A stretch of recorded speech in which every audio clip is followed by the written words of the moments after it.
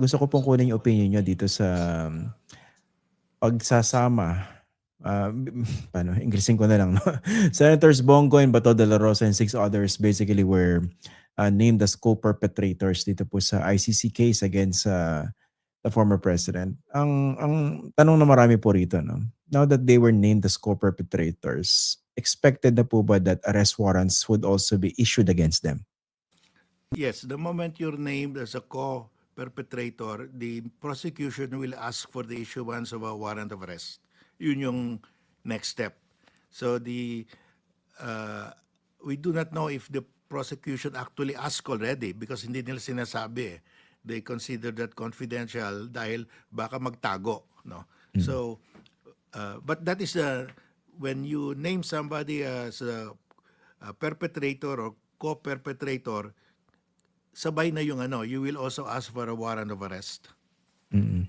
Yung ano, 'di ba nagkaroon po ng debate doon sa pagsuko ng administration kay Rodrigo Duterte sa ICC.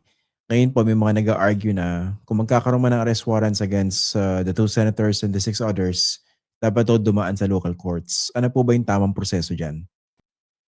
There is a provision in the our domestic international humanitarian law. Mm. That's a law, no? Yeah, o During yung the sa time atin. of President Macapagal Arroyo.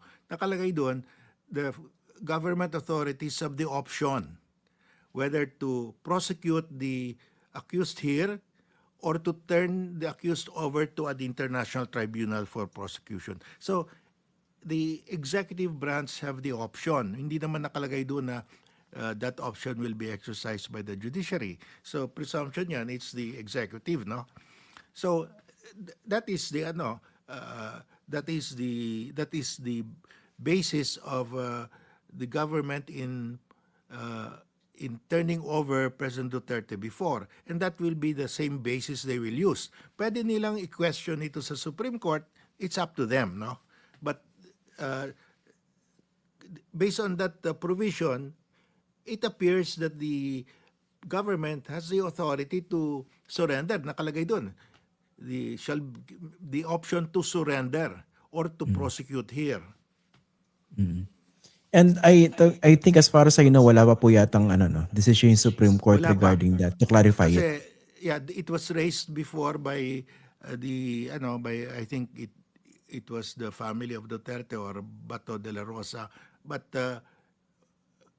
sinabi yata ng Supreme Court academic na ando na sa ano nakaalis na, no? So so that's the situation now, no?